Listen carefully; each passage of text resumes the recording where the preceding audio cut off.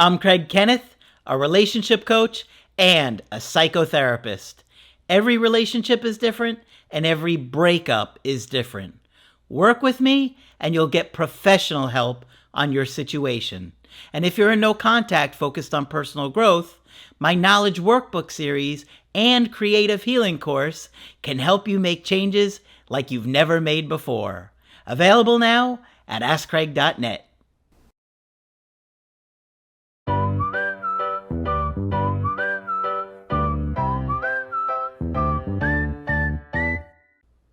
Hi there, I'm Coach Kenneth, and in this video I'm going to be talking to you about the secret life of an avoidant. So trying to understand somebody with an avoidant attachment style can be very challenging. They don't usually do a good job of introspection. They don't usually do a good job with understanding how they feel and why they feel that way. See, I think that a lot of them have had trauma and neglect, and so in order to survive that growing up, they had to push their feelings aside and not think about things. Thinking about what was going on in their life was very painful, so they cope by brushing things under the rug and trying not to look at it or think about it. But that can make you feel very alone and lonely. And a lot of us don't understand what it's like to be in that world. It's like, imagine being on another planet and there's nobody there with you. That's how I feel like they can be a lot of times, is that they're alone. And even if they're surrounded by other people, they can often feel alone. So today I have an email that I wanted to share from you that I think will be really interesting. Hi, Coach Craig. I am a huge fan of your work and your videos, and your teachings have truly changed my life for several reasons. First, to truly acknowledge how much the influence you have had over me and the dating world. And also, so any of your anxious dumpies might understand what it is like to be an avoidant. Oftentimes, I feel alone and disconnected from myself and my partner, even when I am with them. It's a very unusual feeling to be disconnected from yourself in a weird way and kind of your thoughts, but I will come back to that. Yes, that's kind of what I was trying to talk about up front, is that they're often like dissociated from themselves.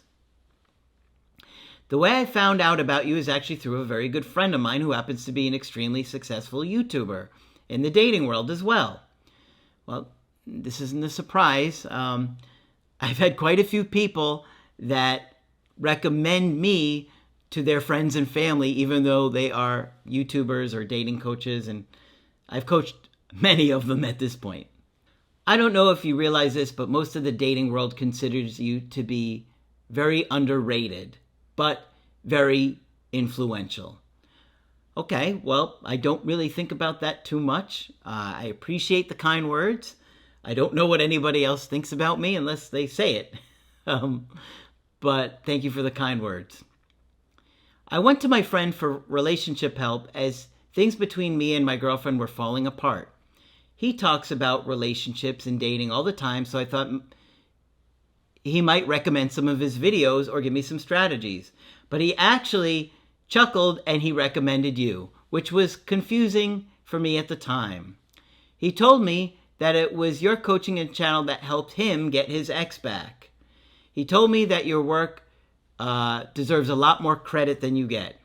I started watching your videos all the time, and I feel like I was watching them nonstop for months. I felt so much better, and I started to realize things about myself that I had never looked at or thought of before for even a brief moment. I realized that I am avoidant. But what people may not realize is that I am avoiding more than just my partner. I am avoiding and disconnected from myself. This is a really good email because this is really insightful for an avoidant to be able to say that. I'm not just avoiding you, I'm avoiding me. I'm avoiding everybody. I'm avoiding everything. I'm avoiding because closeness, connection were not good in my life. They were hurtful. They caused me pain. So I like to avoid to keep myself safe. And I'm sure that most other avoidants feel the same way. It's like being in a room with myself alone, but I can't hear my own thoughts. It's like my mind has these thoughts, but they're almost outside of my body. Like they're in my mind, but they're disconnected from me as a being. It's a very surreal feeling. It's like I feel like an empty shell of a person more often than I care to accept or realize. So as I'm reading this, really try and imagine what it would be like to be in this world. That will give you some insight. I have a short attention span to ideas. It's like when I'm watching a movie, I logically am trying to understand it, but the emotional connection to the characters is not very deep. I hope this makes sense, but it's like if something tragic happens to a character, I might feel it for a brief moment, but it's not very long or in depth. I have seen people that I date get emotional and wrapped up in characters. I've seen them cry over characters dying or something tragic happening to them. But I just don't understand how they can be like that. To me, part of me thinks, what is wrong with them to get so sad about a fictional character? You see what I was saying like earlier about the logic and the reason? This is it, right? This is a fictional character. That's an actress or an actor. Why would you get upset about this? Where other people can get connected to that person and what they're feeling and experiencing. Then, at the same time, I've seen multiple people do this, so I think, well, maybe it is me. Maybe they're normal for caring about a character, and I'm the one that is not connecting. I've also noticed this with music. I can listen to a song, and I think that I enjoy it, but music doesn't seem to influence me on these deep levels. I've had exes that can listen to a song over and over, maybe like it's a new song they really like and they want to keep listening to it because they like that feeling. And I've seen them hear an old song that they hadn't heard in years, and they were reminded of how much they loved it. And they want to keep listening to that song over and over again. But for me, I hear the song once and I enjoy it, but I don't want to keep listening to it. I feel like I'm wasting my time or something. This also happens to me with TV shows or movies. Even if I think a movie or a TV show is really good, I usually only like to watch it once. And so I think if the anxious people out there understand that we're kind of wired differently, they might not try to pressure us so much. Because through your creative healing course, I've seen that I am disconnecting myself to this almost outer body-like experience. And when I'm with my romantic partner that wants too much closeness, it forces me to be present. It forces me to be present with that person, but also within myself. Interesting. If there are any other avoidants watching this video, share your experience. Do you feel like this as well? And I'm not used to feeling that way. I'm not used to feeling so deeply. And I think anxious people are very different than avoidants in that way. So after talking with you and really trying to change and grow with the Creative Healing Course and therapy, I am seeing why my partner would feel like I don't care. To me, I do feel like I care, but I'm also not as tied to the feelings of sadness and grief, nor am I physically feeling the pain and separation if I don't talk to my partner for days. But at the same time, it's not that I don't care. It's just that I don't care as deeply as the anxious person does. Now that I'm doing the work, I'm pushing myself and my limits. I'm pushing myself to feel things deeper. It is not easy, but I want my emotional pool to get deeper than what it's been. So I want a lot of the anxious people to know that you're saying the avoidant is thinking about you. But Craig is right when he says that it takes us time to get there, because the relief stage almost feels serene and peaceful. But it doesn't last. And when we start missing you and thinking about how much we care about you, it hurts. Writing this email took me a while.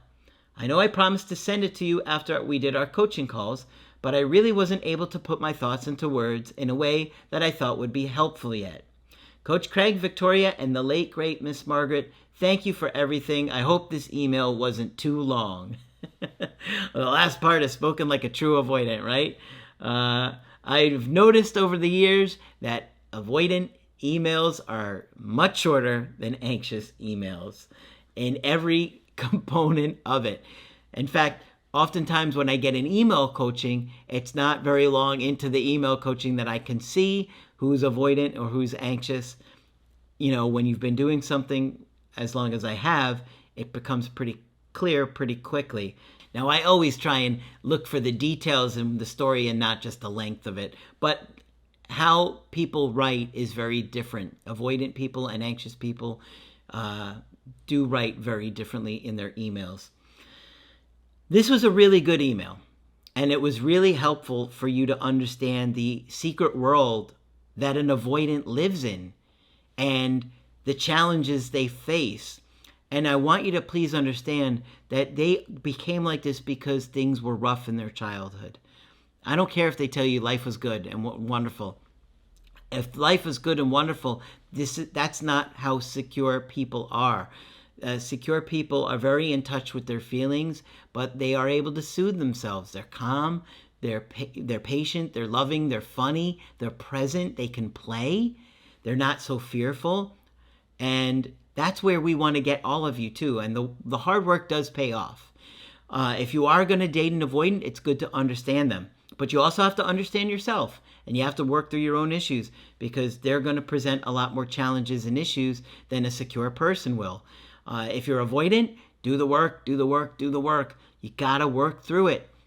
It's your responsibility to do that. Unfortunately, you became that way, and it wasn't your fault, and you have to deal with it. But unfortunately, we all don't grow up in the same environment of love and care and nurture. Everybody gets different amounts of that. We're not all on a level playing field into our life, right? You may have had a mom that was far more loving and patient than mine. I may have had a mom that was far more loving and patient than yours, right? So our parents, we see them as kind of perfect beings when we're kids, but as we get older, we have to try and understand them better and see that many of them did do the best that they could. They just didn't know any better. And, you know, breaking that cycle does take hard work, but we can absolutely do it. Okay? So hopefully this one has been helpful to you. Of course, if you want to get my help personally, you can do that on my website, askcraig.net. I do email coaching and I do Zoom calls. You can also get my creative healing course and my workbooks only on my website. But that's it for this video. I'm Coach Craig Kenneth, and I will talk with you soon.